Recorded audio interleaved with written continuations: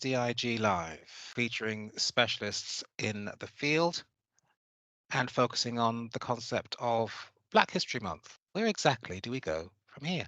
So, as you will all have been aware, this evening is produced by SDIG, hosted by the president of the Systemic Diversity and Inclusion Group. Firstly, just looking briefly at Dr. Joseph Nwoye, who, as president of SDIG, has served at various levels, from first-year undergraduate to teaching doctoral students. He also served in various admin positions, including director of the Urban Education Program at the Center for Multicultural Education at Illinois State. Dr. Nwoye is a professional development specialist and an adjunct faculty member. Until recently, he accepted a position as president of the nonprofit organization Systemic Diversity and Inclusion Group, which in the US is a 501c3, i.e. a nonprofit organization, and that's a position he has held for the last 3 years. In no specific order, this evening, Dr. Nwoye's first guest is Sharon Jacobs, who is CEO of Strategic Alliances Group, Inc. Sharon is a career development coach, a leadership development, public speaking, and business consultant, focusing on application development and content strategy. Now, Sharon retired from the U.S.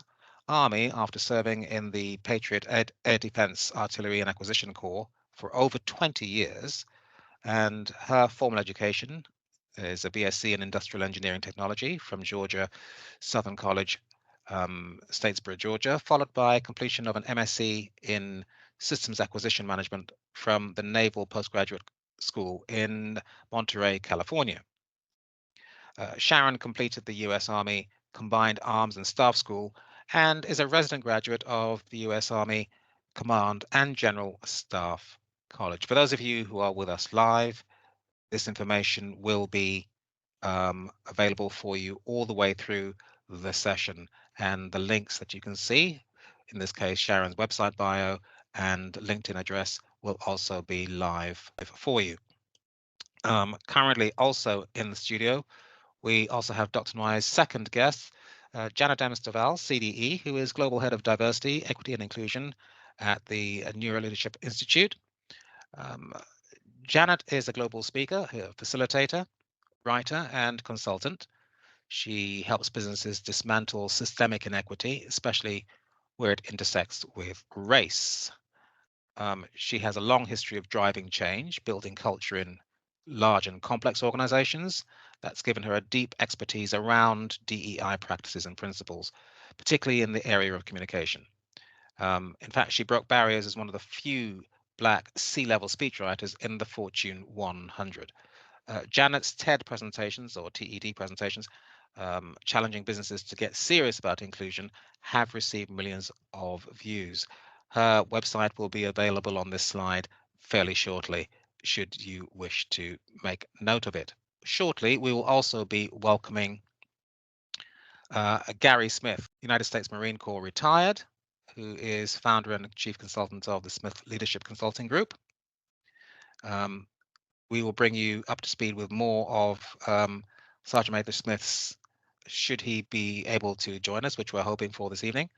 But basically, he spent almost 30 years, 27 and a half years of service to the US, executing leadership from various vantage points. And there's no doubt that he has a practical knowledge for coordinating and directing leadership and management activities. So hopefully we will be joined by Sergeant Major Smith. You over to Dr. Joseph Nwoye, who will be taking our guests, or taking his guests, through an interesting conversation about Black History Month. Where do we go from here? So from London over to Maryland, Dr. Joseph Nwoye, a very warm welcome. Thank you very much, Adam. So good afternoon. It's a pleasure to welcome people I think that have done so much and continue to do more. I have to, however, indicate to you that I just got a message from Dr. Namita Radput that she's not well at all. The husband had to call. So I just want you to know that. So I hope that she gets, better very quickly. Gary is someone I'm not sure, but he has been a regular in our program, and he's very, very good and usually very efficient with time. And for some reasons, I don't know what's happening. As they say where I came from, you don't blame Onije, means you don't blame somebody who is on transit until you find out what is happening. So SDIG, for those that don't know SDIG, is a global organization that is committed to equity and social justice. We encourage people to speak their truth. There are books, there are other things which tend to show there are multiple truths. Everyone will say that his or her truth is the right one, but if you really investigate, you find that it's not necessarily so. So that's why we tend to give everybody opportunity to express his or herself. And we continue in that order. And that's why I'm going to share with you just two things then before we continue. If you look at this, let me just give you 1 minute of what she has to say. From your photographs and from what we talked about earlier, you were a very little girl when all of this started to happen. So I'm giving you the platform to tell your story, to archive it for generations so that your experience and others' experiences will never be forgotten or put away, so that everybody can understand the madness. I'll give you the floor. Okay, thank you. I was born in 1938, September 7th. It's a very significant time because Poland was invaded in 39. So I was 1 year old, and we lived in Danzig, or Gdynia, which is the Polish side of Danzig. Danzig was a port. It still is. At that time, it was a free city. It had a lot of boats coming in, and it was a very serious, important port. Therefore, it was bombed the first day of the war. Now, it's so significant that I was born in that time, exactly September, because we weren't home when our house was bombed. My mother, my father, and myself went to celebrate my first birthday, because it was September, with my grandparents. So we went, we were there, and the uncle who stayed in our house died. He was one of the first victims because the house was destroyed, and we never came back. Okay. The second one I want to just look at is to look at what is happening in Palestine today. When I watch 1 year old, 3-year-old dying, bricks falling on them, it really, really drives my emotions so high. And the purpose of sharing this is essentially to continue with our quest for peace, equity, and social justice for everyone, regardless of where the person may be. So in keeping with that, and as we celebrate the Black History Month, the question that was posed is, where do we go from here? Although there may be changes, but the changes are not really from my perspective. Because if changes are happening, you don't see women having birth, dying like, so some people say third world countries, and there's some places that you don't get that type of the rate at which people die for just giving birth to babies. I'm not gonna talk about education. I'm not, in short, in every parameter, it's the case. So it's my pleasure to just ask a couple of questions, because this is not meant to be asking questions and getting so much. We want to have discussion. And on that line, Adam has done a good job by introducing all. So thank you, Mr. Adam. So what I would do is that I would like to say, inspire Adam introducing, for you to take 3 minutes to tell us about yourself. Tell us what drives you. Okay, well, first of all, thank you for inviting me. I'm thrilled to be here. When I read these questions before, I thought about how I would answer it. And I think the way I'll start is saying there are things that I'm called. I mean, my titles are Global Head of Diversity, Equity, and Inclusion at the NeuroLeadership Institute. I'm the founder of Pragmatic Diversity, which is my own consulting firm. And I'm an author of The Conscious Communicator, The Fine Art of Not Saying Stupid Shit. And I'm working on my next book. So global head of DEI, founder, author. But now, if you ask me where my passion lies, my passion actually lies in action. And for me, that is about illuminating systemic racism, looking for root causes, moving the big rocks first, and thinking about equity really as a way to equality. I focus on equity because equality is a little bit more difficult to reach. But if we can get equity, we can go there. So that's what my passion lies in. So if you take what I'm called, you take what I'm passionate about, then together they equal who I am.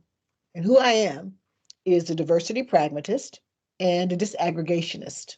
I believe in disaggregating data, disaggregating everything you do so that you focus on the most marginalized. I'm a communicator. As we mentioned in the intro, for a long time, I was the only Black speechwriter in the Fortune 100 at the C level. So my background is communications, which is unusual for people who are in the diversity space. Usually they come from HR or legal. I'm a communicator, and it stood me in good stead. And I am what I believe is a corporate social justice warrior, namely because, as you mentioned earlier, I did TED Talk a few years ago. And what I said then is what I believe now. I believe that business is best equipped to dismantle systemic racism, should business choose to do that. So I'm a social justice warrior, but I'm a corporate social justice warrior. That's who I am. Thank you so much. And if you haven't heard of her TED Talk, I encourage you to do that. If I were to be making decision, I will insist that for anybody to become a leader, they should at least watch that video, because you looked at leadership, looked at what constitutes leadership's actions, and follow it step by step. We talk about data. But when it comes to diversity, increasingly what you see is they get someone and dub the person vice president of diversity or diversity director and take the person into an obscure location, and the person doesn't even have any power to do anything, even if the person has the knowledge to do that. Unfortunately, that's the way it is. So thank you so much for it. Okay. So thank you so much for the invitation as well to speak this afternoon.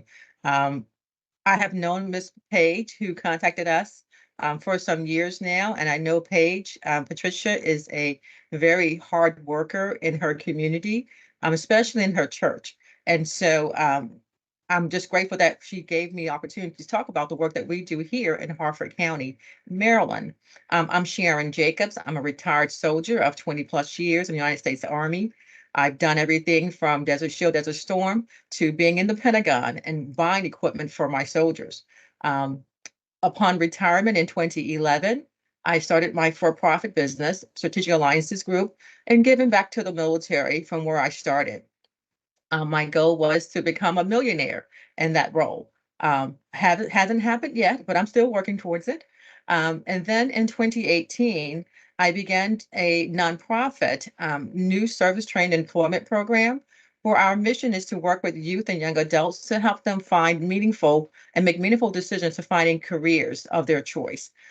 What I noticed in my years after retirement is that a lot of our youth do not have a path or a plan or preparation for their next steps.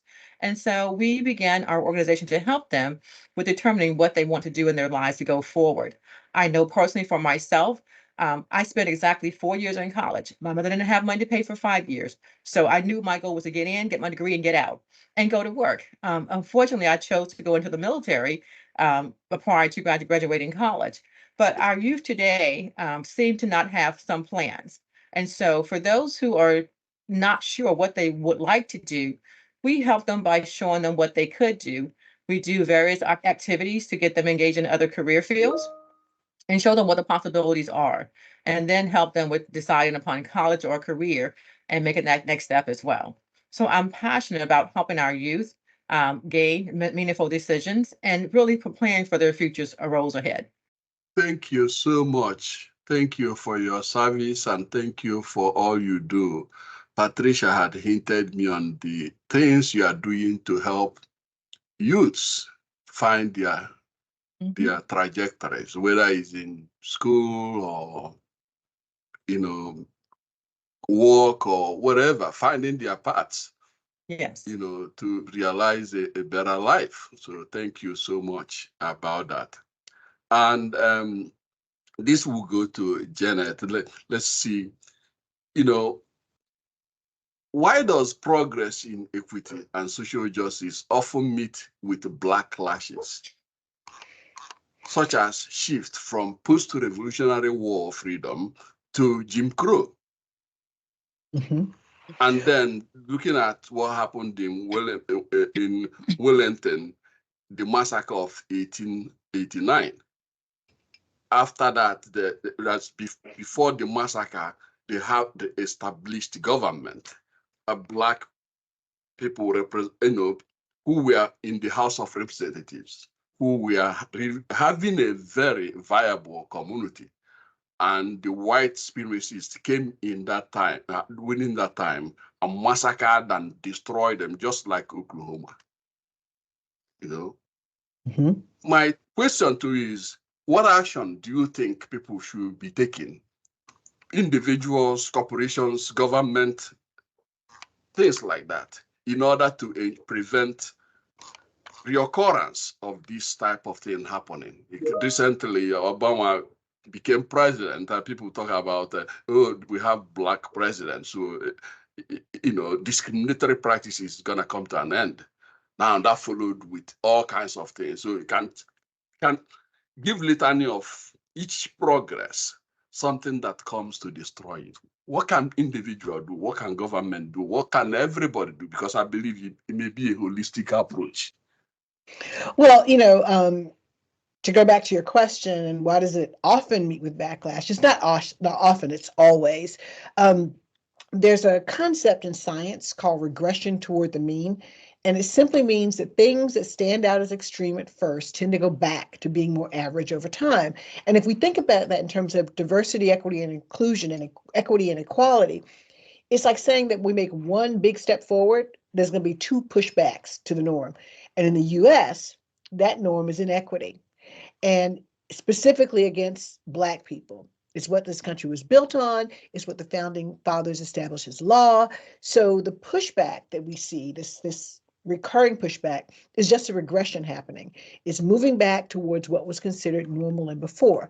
Now, knowing this helps us understand that facing some resistance is just a normal part of making meaningful change. So the question is, what do we do about it? Well, the reality is that in terms of what could change this, how do you address these big systemic issues? The first answer, of course, is reparations, but I am not about to hold my breath waiting for that. So the only three things that have ever worked to address systemic inequity are education, legislation, and participation in terms of voting. And if you think about what's going on right now, those are exactly the three things that are under attack. We got to fight back on those three fronts. So we got to show up at these school board meetings where they're banning books, and we got to take it into our own hands like some churches and organizations are doing. We got to vote. We cannot afford ideological fights right now. I mean, we died in the voting polls so that we could have a choice, but we really don't have time for that right now, because we're in a situation where it's a lesser of two evils. One party takes us for granted and is not doing nearly enough to move us forward, but the other party is trying to take us backward or to erase us altogether. So we cannot abstain. We cannot be neutral. We actually cannot differ on ideology because they don't. So in terms of what has to work against systemic inequity, It's only going to be systemic change. And we have those three fronts that we can do it on, and we have got to do that no matter what. I've had some students who are, or rather, we're in the military. I really cherish those people because you come here, you have all kinds of excuses people make. That the dog, from dog eating the assignment to someone whose parent may die twice, and all kinds of stories. But these military people always give you, they get the work done on time. So it gave me a unique respect for US military that sometimes I wonder, maybe they should make it compulsory for everybody to be trained in the military. How that would give us a better leaders, I think. So the question I will have for you here is, how can organizations effectively address the issues of diversity leaders being sidelined, lacking the power to change entrenched discriminatory practices? Yes, I can speak to that, how we can deal with the systemic challenges that we face. We all know that systemic challenges are driven by our internal and external factors. It's the environment that we live in. It is the laws, as you heard Dr. Stovall, I think Dr. Stovall. If I am incorrect, I apologize. Not yet, huh? It's coming. Okay. As you heard Dr. Stovall say, there are three practical ways: legislation, voting, and participation. Excuse me, I have a little cold, so I'm trying to keep from sniffling. Are the three major ways that we can participate and ensure that we move forward as a society. The world that we live and work in will always influence our decisions and our behaviors.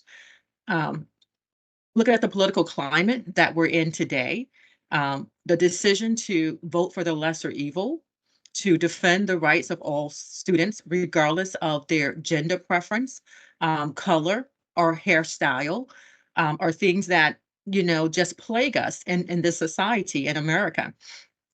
I ran for our school board, to be on our school board here in Harford County, and I lost. And I lost because the other parties played the politics of it.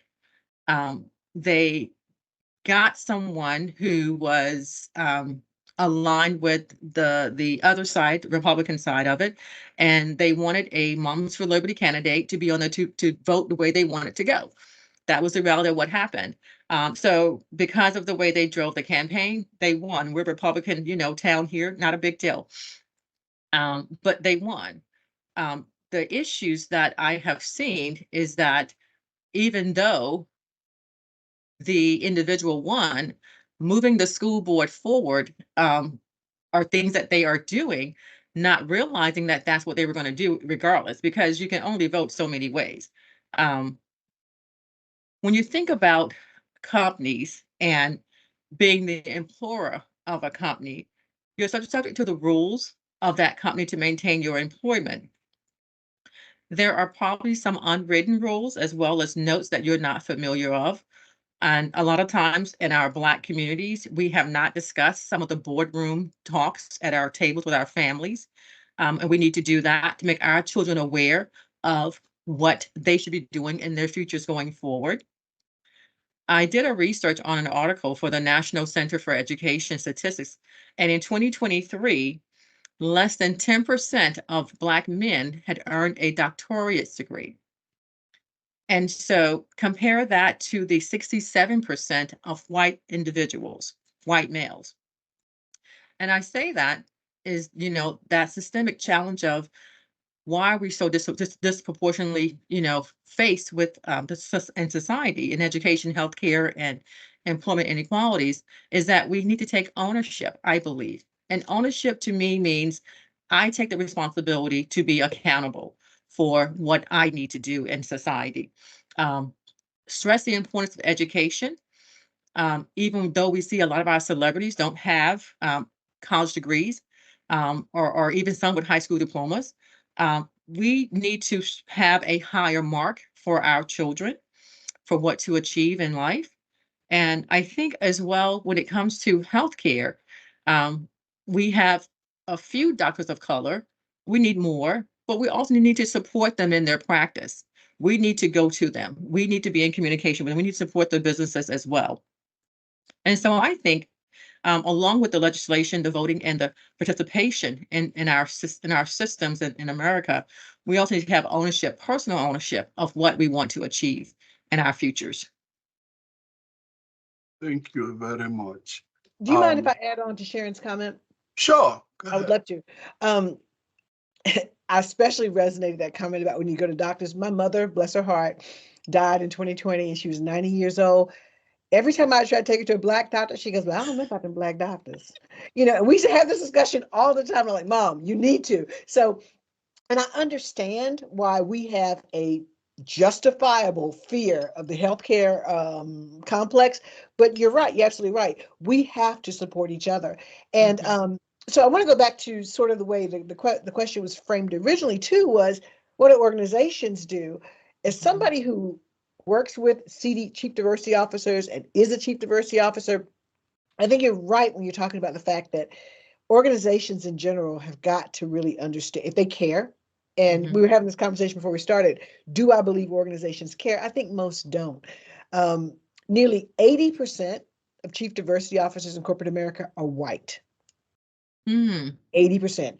Fewer than 4% are actually Black.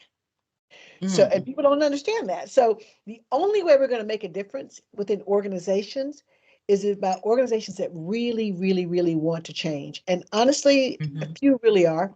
Most chief diversity officers report to HR. And HR is about status quo.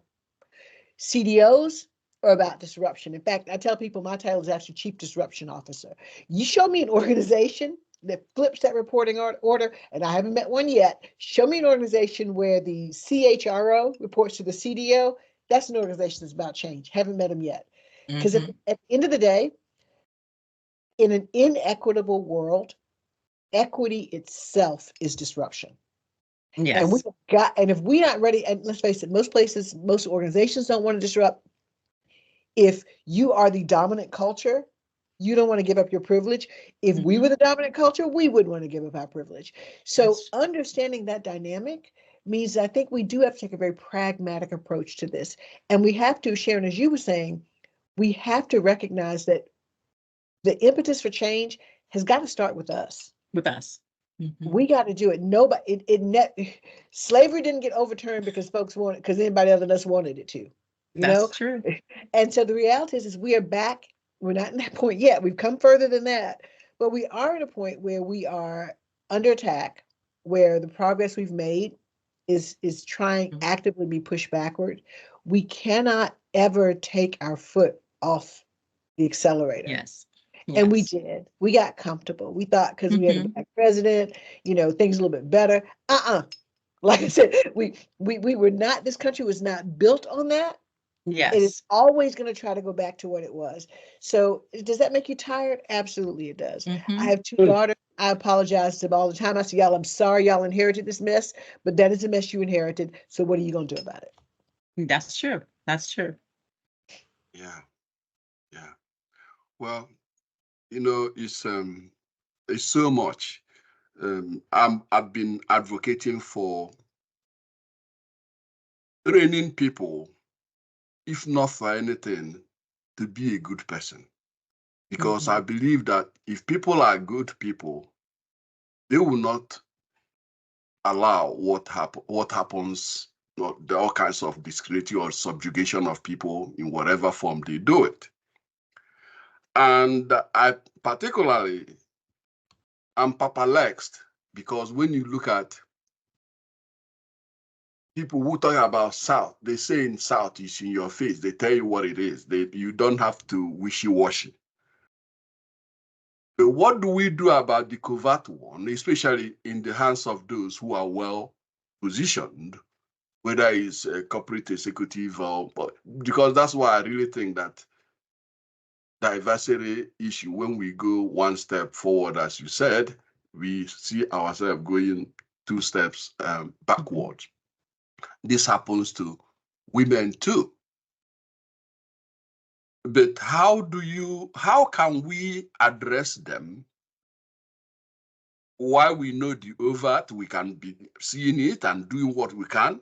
But how about the covert that are often done in the board. That's why I truly believe that they have to begin by diversifying the board. I was talking with someone the other day. He said, well, that we have Clarence Thomas in the justice, what's happening there? But I really contend that if you have people of conscience, people who can speak their minds, and that's why SDIG 3 we carry ourselves as organization that would listen to anybody. Because sometimes the story you don't hear are actually the story we need to hear. So how do you address that? You're right. One thing about growing up in the South, and Sharon, I saw you went to Georgia Southern. I'm in Atlanta, so understand. So growing up in the South, you do get used to the fact that you can see them coming. They make it real clear, wear your hood so I can see you coming. I'm fine with that. But that is not going to happen in corporate America. And so I think there are three things that in corporate spaces you need: data, disaggregated data, accountability, and training, in that order. Disaggregated data is what I mean, where it's about, we always talk about people of color. Let's talk about Black people. Because at the end of the day, if you don't disaggregate the data, if you don't really point to who it is that is most marginalized, it gets real fuzzy and nothing gets done. So if you think about when diversity, equity, and inclusion moved into the corporate space, it was with affirmative action in the 60s after the civil rights movement. Back then, it was all about race, and it was specifically about Black folks, because that's who was the most marginalized. The civil rights movement gave every other social movement the ability. It gave them the rules, it gave them the way to do it. It set them off. It set off the women's rights movement, it set off the gay rights movement, it set off the ability rights movement. So when you move the big rock first, you clear a space for everybody, but that requires just aggregating the data. We cannot keep lumping people together as people of color or whatever, because what happens in that is that quietly, what happened with affirmative action is the people who benefited most were white women. Because we took our foot off the accelerator, we took our eyes off the prize. So we got to get back to that. We got to disaggregate the data. We got to see who needs what, who is most harmed. And what you will discover is that in corporate America, most harmed is Black women, period. So if we focus on that and move that big rock, we get everybody. We got to have data for that. Then you got to have accountability. I appreciate saying we want people to do the right thing. People thought slavery was the right thing. I am not depending on people to decide what the right thing is. People have to be accountable. And organizations really want to change stuff, they make people accountable. Because if you're not accountable for it, you're not going to do it. If you're not incentivized to do it, you're not going to do it. So you have the data, then you can find out where it's not happening, you make people accountable. After that, you train people. After that, you bring folks in to say, okay, this is where the problem is. We know where it is. We know who needs it. You're accountable. You're not meeting your accountability. Let me show you how. So in that order, data, accountability, training. I believe that is how you're going to deal with it, because otherwise it's going to stay there. I like your talking about data. And as you talked about it, there's one lady I was in a conference with in Canada a number of years ago, and we were discussing about intersectionalities. And that data will probably give you so much. And the lady wrote about intersectionality. I can't remember her book either. And in that, there were like 18 dimensions of it. But sometimes a lot of people don't even understand what it means. Say, for instance, when we talk about critical race theory, some people just say we cannot do this. That's part of why they ban books. And I'm concerned, because sometimes I wonder, if this generation are not trained, how would they be able to correct things? It's just like what is happening in Palestine now. The little kids that are watching all these horrible thing that cannot be explained. They will be talking like that lady I showed you guys. That's why I tried to show you. She was 1 year old. Now, for whomever survives that, do you think they will forget? It's really difficult. And sometimes I wonder. I believe the intersectionality is privilege. It's privilege. The only people talking about intersectionality primarily are white women, because the term intersectionality was actually coined by Kimberly Crenshaw back when critical race theory was happening in the 70s. And when she's an attorney, and when she coined that term, she talked about the intersection between gender and race, specifically Black. And what she said was, when women are Black, that intersection creates a different entity and experience. So white women took that term and started making everything else. Intersectionality is about gender and identity. That, once again, we diluted the term. Mm-hmm. We who are Black, we who are women, I don't have a choice about intersectionality. I can be whatever I want to be. I can have as many different identities as I want. When I walk on a stage or I walk in a room, people do not look at me and go, oh, look, there's a woman who happens to be Black. That is not what happens. They go, there's a Black person. So intersectionality is privilege. If you are Black in America, visibly so, you do not have a choice about who you are when you enter the room. So you need to be aware of that. You need to not delude yourself about that. And we need to be about the business of making that not be a liability. It should be an asset, but that is going to take a whole lot of change systemically. So intersectionality is one of those things I think we have to be aware of, but I think it is a privilege to think that you have it, because I really don't. I don't think any Black woman does. I don't think any Black person does. We, in this country, we don't have that. That's a privilege. I'm sorry, I have a thing about intersectionality. Oh, sure. I mean, and some people sort of weigh the intersectional aspects as some way bigger than the other. But you're right. Black tend to weigh the most, especially with people who had already developed a conception of misconception of what Black means to them. Yeah, in that you would be right. That, like, look at people who may be poor, people even like Blackwell, who wrote a book, Legacy, her recent book. She documented that her mother graduated from Harvard medical degree, and then her and her twin sister, graduated from Harvard undergraduate and their medical school. So she was chronicling the fact that there were times when there were over 300 schools, as she indicated, but all those schools were closed. The Flexner report.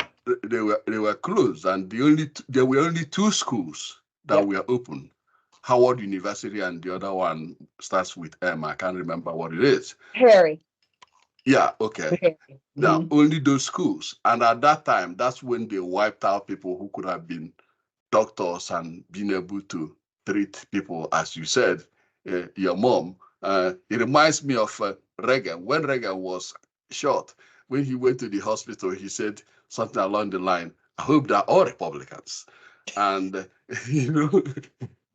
She talked, her name is Udiche, I believe, and she talks about the Flexner report, which came out, I think, around 1910. And, one of the questions we were discussing earlier was about root cause, because root cause is real. When we think about sort of the 5 pillars where systemic inequity lands, you're looking at education, you're looking at healthcare, you're looking at, economic disparity, and judicial and culture. And if you go back to what root cause is, education, beginning, slavery. Then you go to Plessy versus Ferguson, the Social Security Act, which said that only certain people could get educated. They took farm workers out of that, and the GI Bill. You go to healthcare, slavery. Then you got the Flexner report in 1910, which is what closed all the medical schools. And you got the Tuskegee. We were talking about that because that's why we don't trust the medical environment. Tuskegee taught us we can't. Economic, slavery, Reconstruction to the GI Bill and redlining and all that. Judicial slavery. The whole idea of police in general started with the patrollers back in slavery. We went to black codes, we had convict leasing, then we had the war on drugs. And we talk about the culture, slavery. You know, we talk about what breaks up families. When welfare came along, think about it this way, when welfare first started, Black people couldn't get it. They did not change the rules until we could. And the minute Black people could get it, they came in with saying men couldn't be in the house. And then we had mass incarceration. And now we have huge numbers of evictions that are changing. So at the end of the day, slavery was where it all started.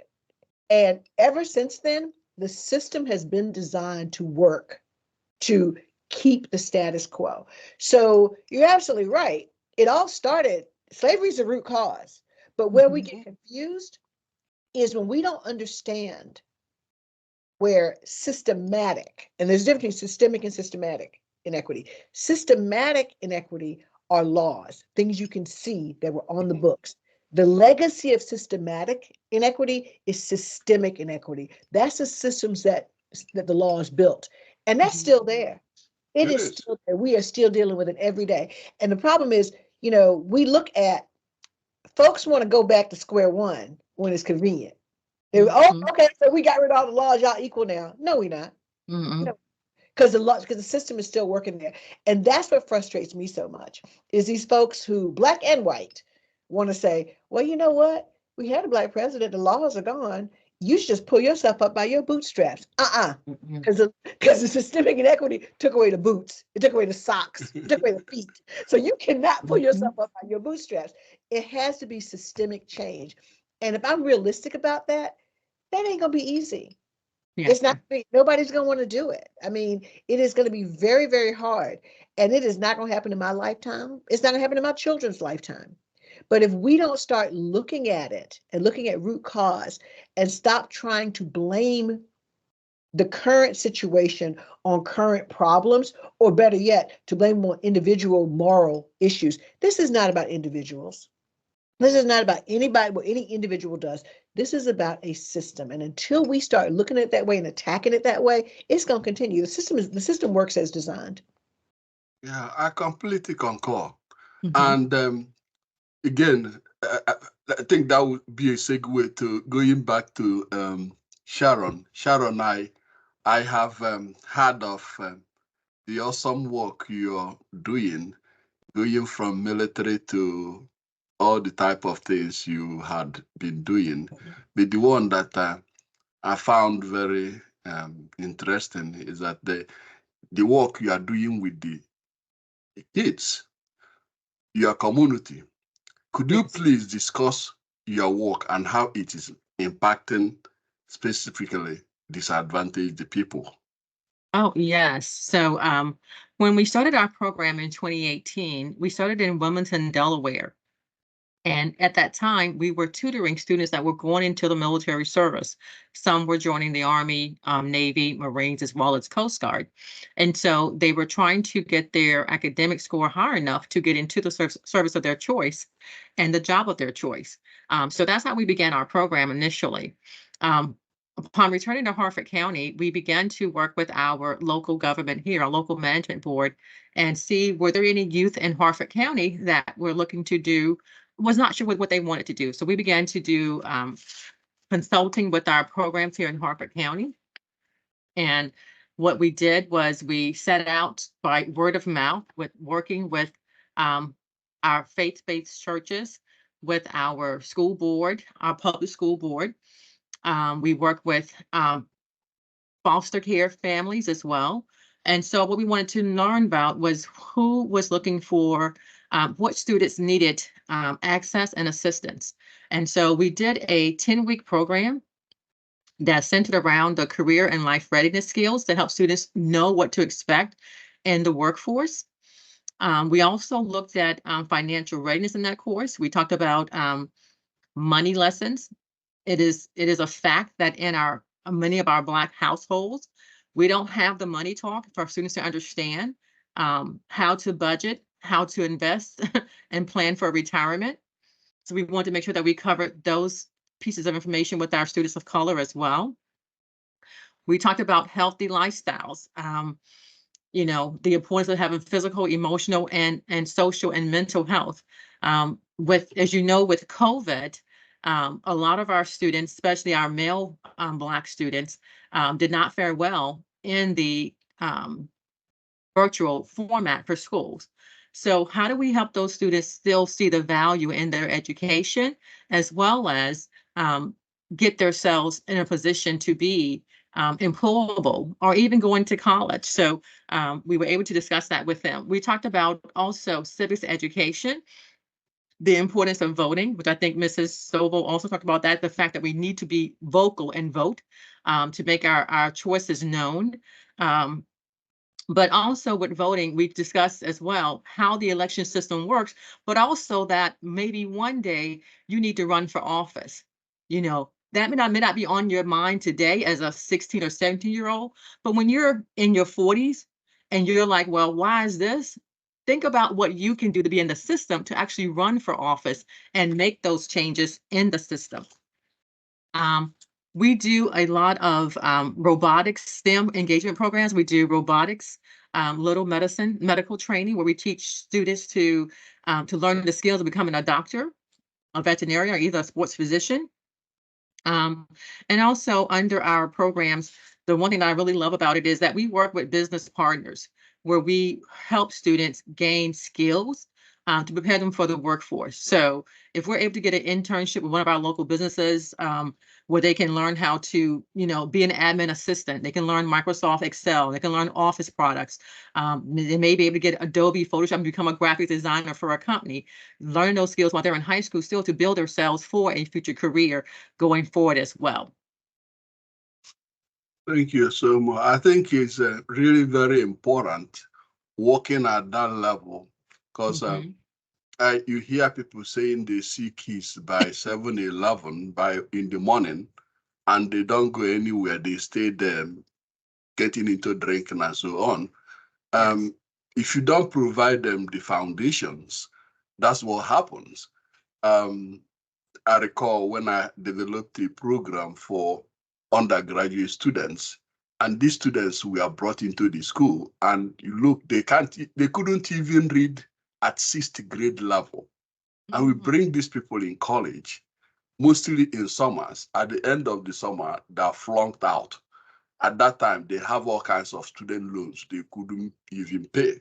And they're poor to start with, and you bring them in.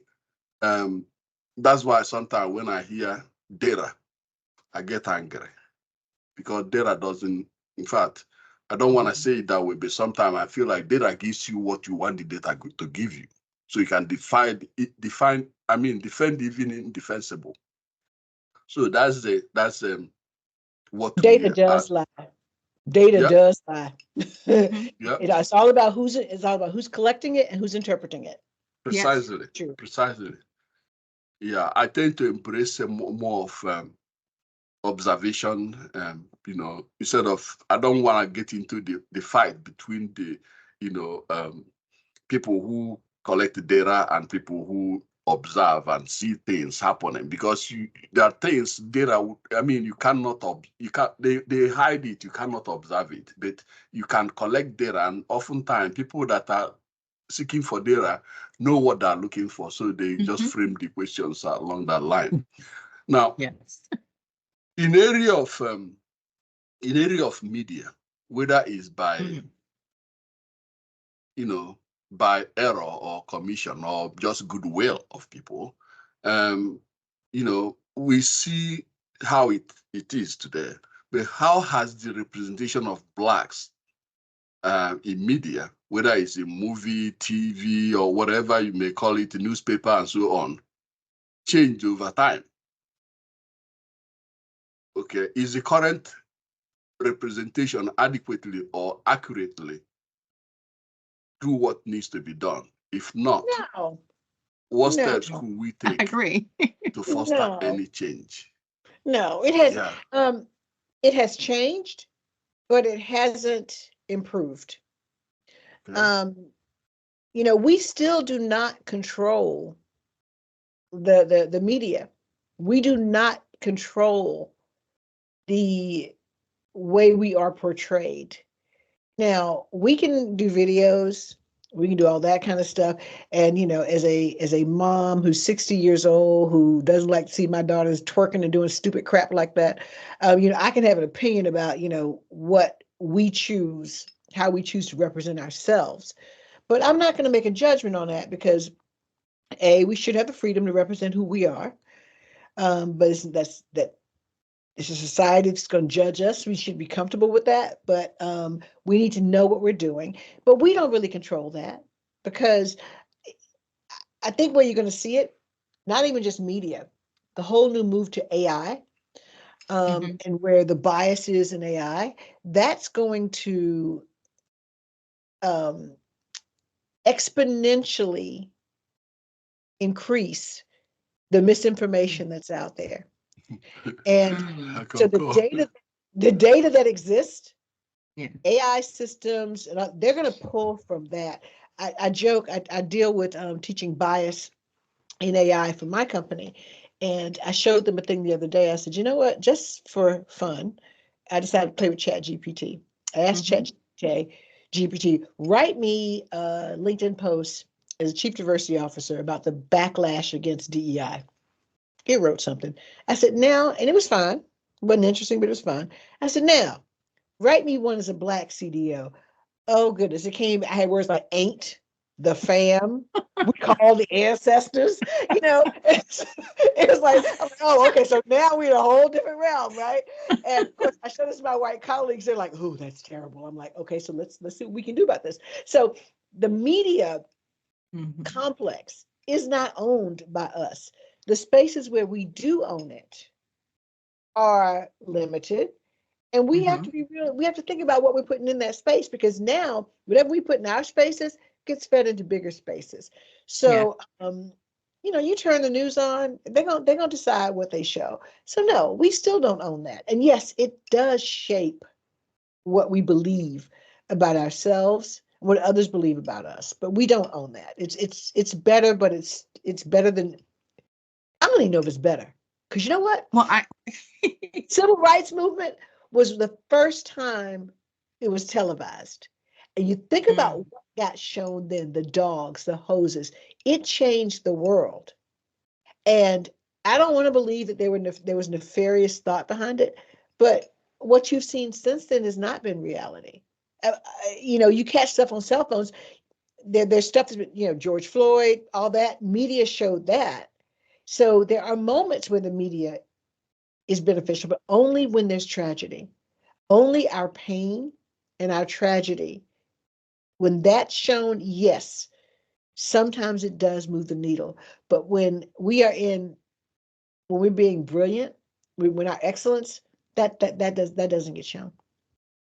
Yeah, I would like to add to that as well, Ms. Stovall and Dr. Nwoye. We got to tell our own stories.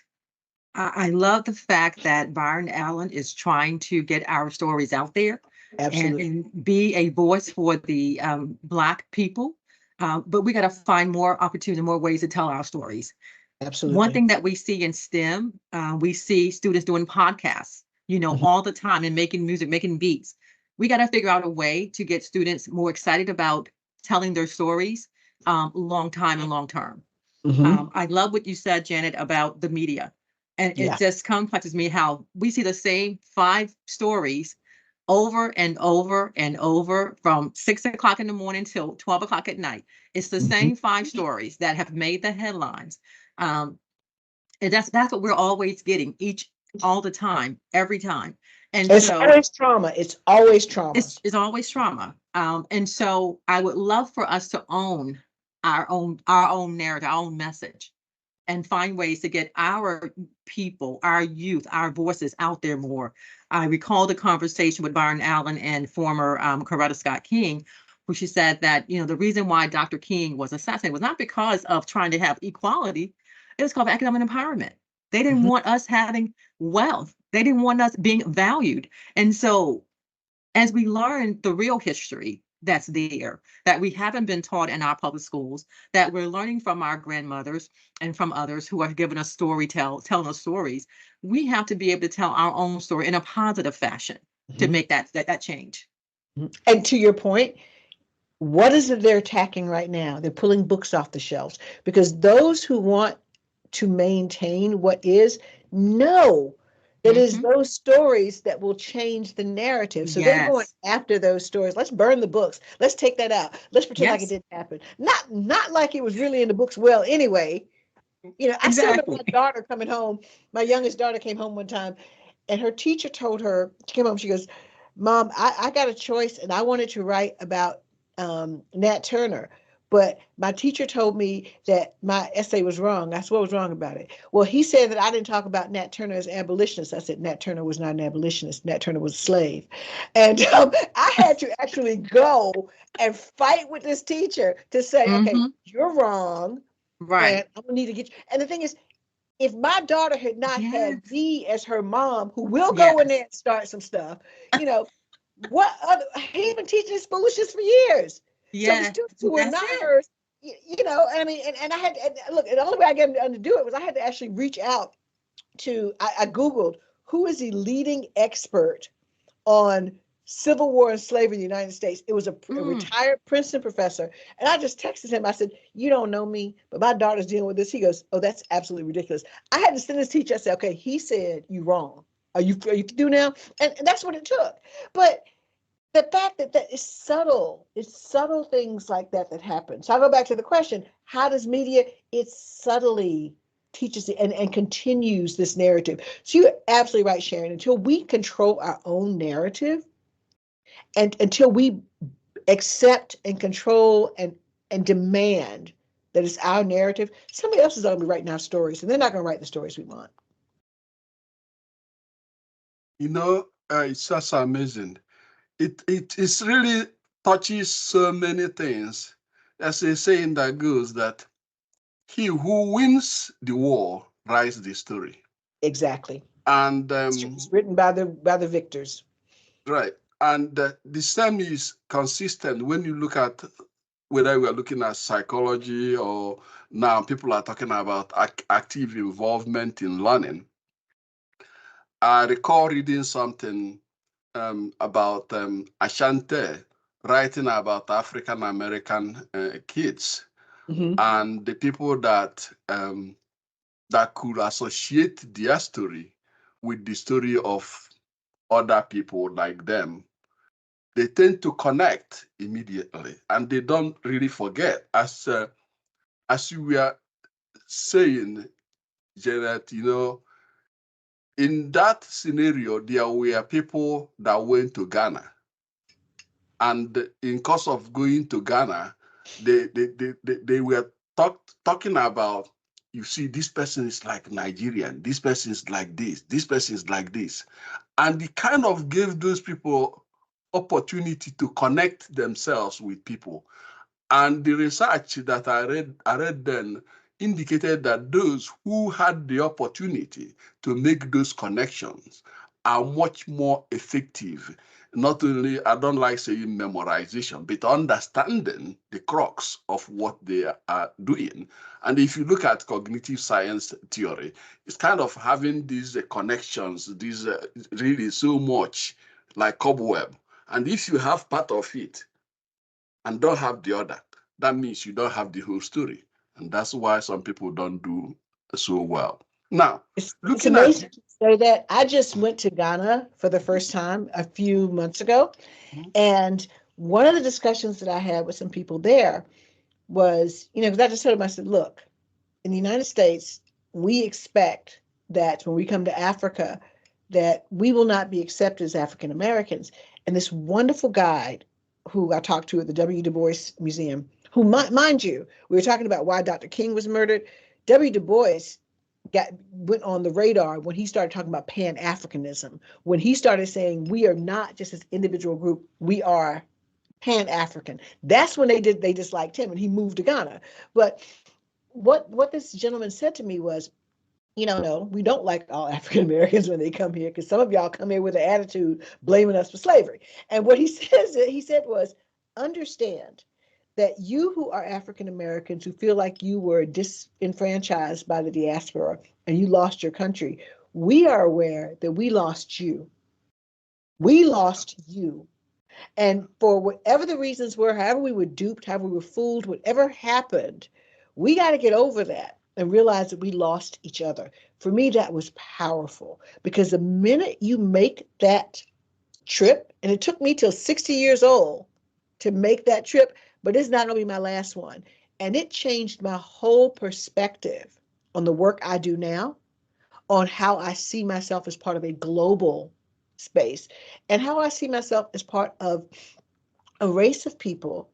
I mean, I heard this, I knew this, I read this, but it wasn't until I actually saw it and I was there and I walked someplace where I was telling you earlier, where I told people what I did for a living, and they were like, what's the chief diversity officer? Why do you need that? It gave me a whole different perspective.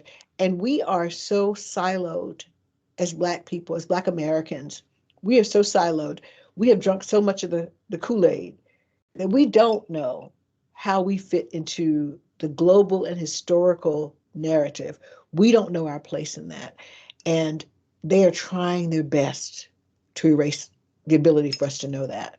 And we have got to reclaim it. We do. You know, don't get me started. But what you said reminded me of my going to Lagos, and my dad used to work for a company then, a British company. So when we were there, we got to the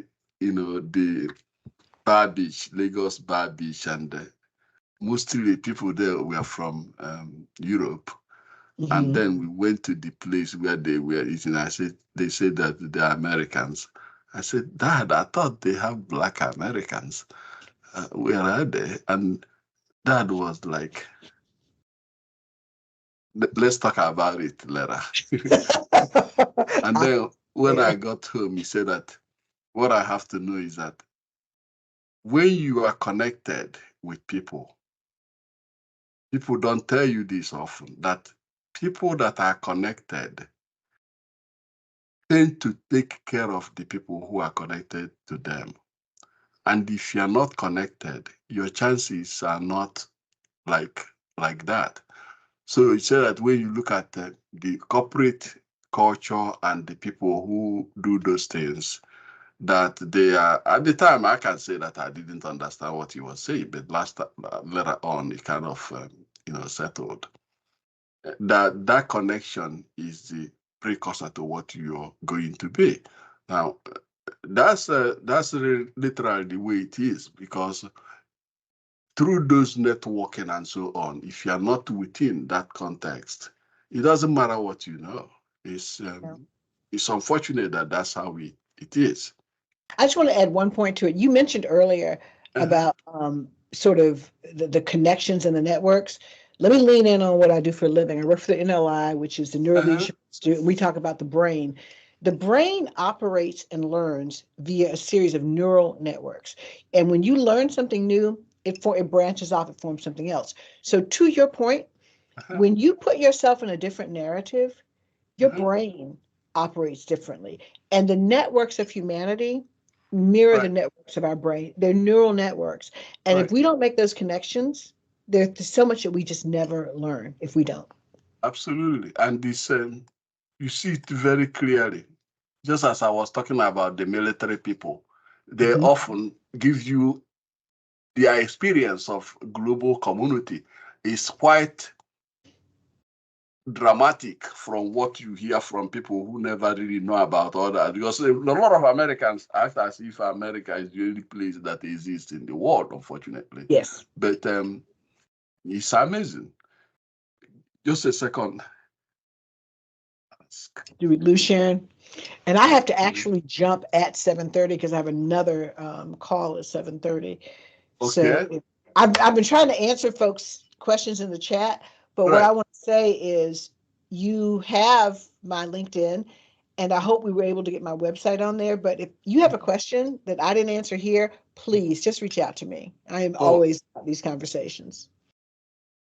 And Ada's question was, should Black women accept, quote unquote, to be the poster child for DE&I? And do we have a choice? I actually answered her already, but I will share. What I said was basically yes and no. We are the most marginalized in corporate America. And so we are the best able to explain, understand, realize what the problems are. However, it is exhausting.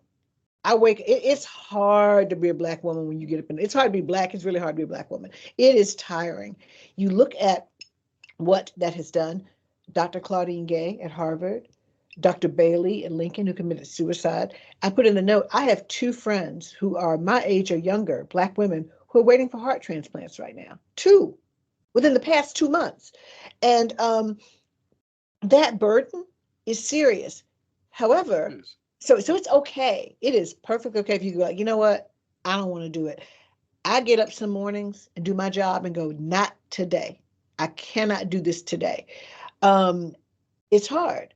However, if we don't do it, then that 80% of chief diversity officers who are white, they're gonna do it. And they're gonna do it for them. And they have done it effectively for them. That's why white women benefited most from affirmative action, continue to benefit from DEI initiatives. We are best able to do it.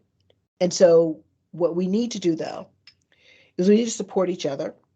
We need to build a safe space and a culture of supporting each other. And we got to get each other through this because we are the best able to do it. We're best able to do it for Black women, for Black men, for other people of color. We are best able to do it, but it's understandable why we would want to. Yep. I had interestingly, this SDIG encompasses people from various parts of the world. In fact, there are some about 8 people who are working on diversity issues in various areas. We have about 4 of them are Black. But when they talk about it, and I was telling them last time that what I've observed is that whenever women have things, I look at it, it reminds me of Republican Party campaigning.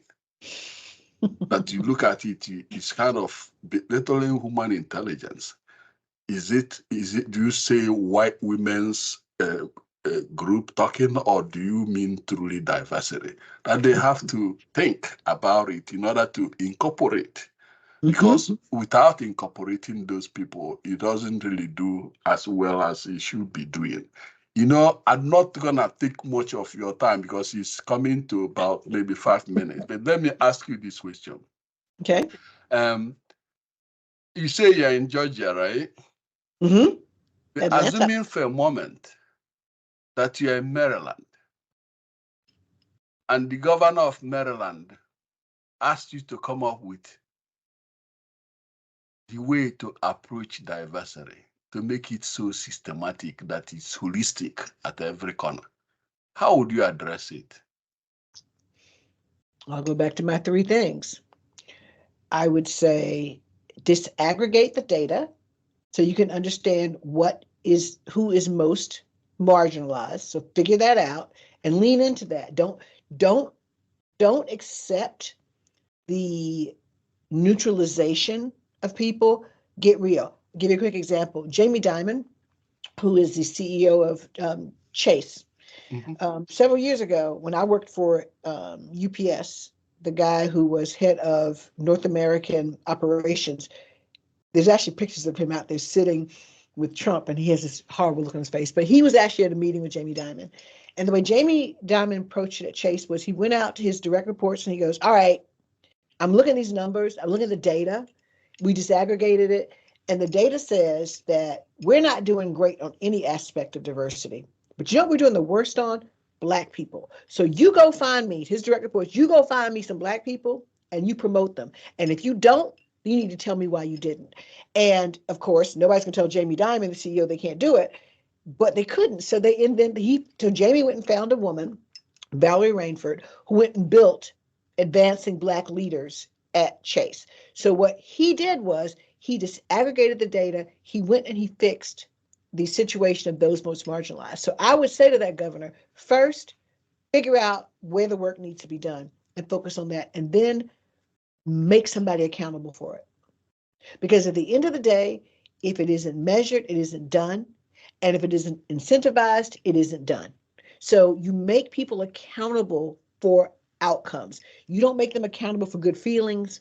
You go and you decide what are some real, measurable, objective outcomes within a time frame. SMART goals. We all know in corporate what SMART goals are. What are the SMART goals that will help us fix this situation for the people we've decided who needed it most? Let's do that. And you put somebody's butt on the line. When their butt's on the line, their money's on the line, they do it. And then once you solve for that group, then you can solve for somebody else. So that's the way I'd say do it. And I say so. Data, accountability, and then you got to help people figure out how to do it. So then training in that order. Thank you so much. Thank you so much. I'm really very appreciative of your comment. I seen quite a number of things you do that really drew my attention to you. And like you said, it's a struggle. But one thing I think is very important that sometimes I feel like is lacking is networking. Networking is so powerful in this type of things. And I think we're gonna keep working at it. It's not gonna be one person's work. It's gonna be all of us that are Absolutely. committed. Even white people that are committed. I often talk about one of my close friends, whom I was his graduate assistant, Dr. Larry Vogt. He's one of the most effective individual I've seen in area of diversity, and he happened to be a white guy. We So need them. committed. We need them. You know, and we need them to communicate more. Yeah, exactly. So I really enjoyed your talk. You shared what I had thought when I listened to some of the things you've worked. So I'm very appreciative that you really gave us a high quality thing based on my thoughts, the epitome of what you had preached. Well, thank you so much for inviting me. This has been amazing. Right. So if you can have a couple of words or statement to make as a closing, what would it be? Oh, that's a good one. I'll go back to what I always said. In an inequitable world, equity itself is disruption. We have to be comfortable with disruption. We have to lead that disruption, and we have to accept that disruption is never going to be easy. And this is an ongoing fight. And until the world changes dramatically, this is an ongoing fight. So we got to support each other. We got to help each other. My grandmother used to say, we got to prop up each other's leaning sides. But this is the work. This is the work. And we have to do the work. And each of us brings something different and unique to how we do the work. There's no good, wrong way to do it. We need all of us, but this is the work and we have to do it. Our children deserve it. Thank you so much. It's really an honor to have you here. And I think we're gonna do it again. And I think you're really if people will say what the doctor prescribed. So yeah, what the doctor prescribed for this. So I really appreciate you coming and taking time out of your busy schedule. Thank you. Take care, everybody. Good night. All right.